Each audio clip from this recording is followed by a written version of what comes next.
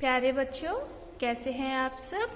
आज आपकी प्यारी शिखा मैम एक बार फिर आपके सामने हाजिर है आपकी पाठ्य पुस्तक आकृति के एक नए पाठ के साथ। तो चलिए शुरू करते हैं। पाठ 9, किताब वाला। कोलंबिया के घने जंगलों में एक आदमी रहता था जिसे किताबों से बहुत प्यार था। उसका नाम था लुइस। जैसे ही एक किताब खत्म होती वह झट से दूसरी किताब ले आता। जल्दी ही उसका पूरा घर किताबों से भर गया। उसकी पत्नी डायना उस पर बहुत गुस्सा होती। हम इतनी किताबों का भला क्या करेंगे? क्या उन्हें भात के संग खाएंगे? लुइस देर तक सोचता रहा। फिर उसके दिमाग में एक आइडिया आया। क्यों ना इन किताबों को पहाड़ियों के उस पार उन लोगों तक ले जाऊं जिनके पास किताबें नहीं हैं। मैं एक गधे पर किताबें ला दूंगा और दूसरे पर खुद सवार हो जाऊंगा। इसके बाद लुइस ने जरा भी देर करना मुनासिब न समझा। 2 हट्टे कट्टे गधे खरीदे। उनको नाम दिया अल्फा और बीटा। उनकी पीठ पर किताबें रखने के लिए एक क्रेट बनाई और उस पर एक तख्ती लगाई। गधे पर किताब घर।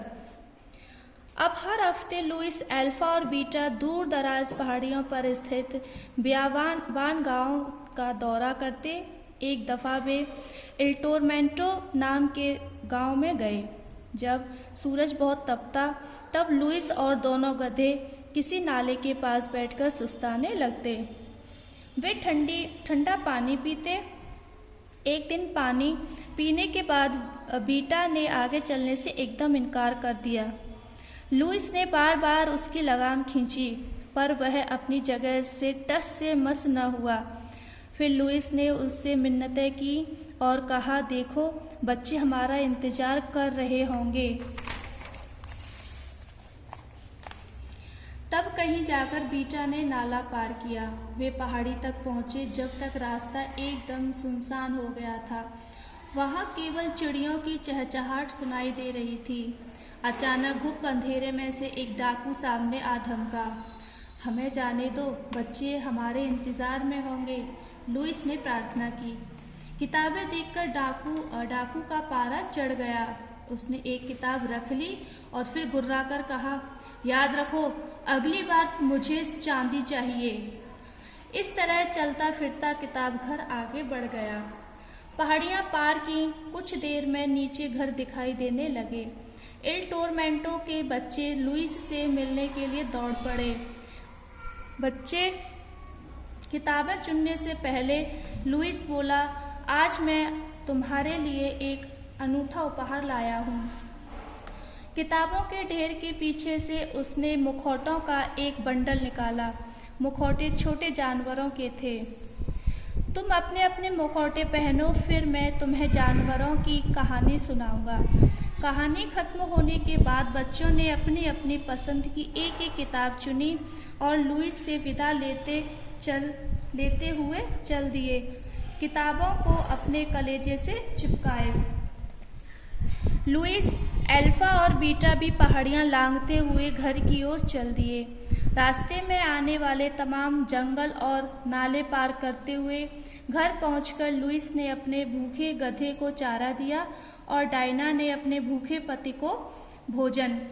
रात को जल्दी सोने की बजाय लुइस ने एक किताब उठाई और उसे देर रात तक पढ़ता रहा। कहीं दूर एक पहाड़ी पर भी रात बहुत देर तक मोमबत्तियाँ और लालटेनें जलती रहीं। बच्चों, कैसा लगा पाठ आपको? अच्छा लगा ना? तो देखिए इस पाठ में क्या दिया है कि लुइस नाम का जो आदमी है उसके पास बहुत सारी किताबें हैं। तो उसने 2 गधे खरीदे, अल्फा और बीटा, और उसके एक के ऊपर तो खुद सवार होता है और दूसरे के ऊपर अपनी सारी किताबों को रख के वो उन बच्चों तक किताबों को पहुंचाता है जिनके पास किताब नहीं होती है या पैसे नहीं होती है अपनी किताबें खरीदने के लिए। तो बच्चों, इससे हमें क्या सीखने को मिलता है कि आपके पास बहुत सारी किताबें हैं, है ना? तो आप लोग वैसे ही रद्दी में बेच देते हो। उनको बेचने से तो अच्छा आप किसी गरीब को दो। जिस बच्चे के पास किताबें नहीं है, वो पढ़ नहीं पा रहा है, आप उनको दे दिया करो, है ना? तो आपको अपनी किताबों को बहुत अच्छे से संभाल के रखना है और उनको कहीं बेचना नहीं है। उन्हें आपको किसी गरीब बच्चे को देना है जो उनसे आपको आपकी किताबों से पढ़ेगा और आगे कुछ बन सकेगा। तो अब आपका गृह कार्य है कि आपको इस पाठ में आए हुए जितने भी कठिन शब्द हैं उन कठिन शब्दों को और इस पाठ के शब्दार्थ को आपको अपनी कार्य पुस्तिका में सुंदर सुंदर लेख में लिखना है और उन्हें याद करना है। ठीक है।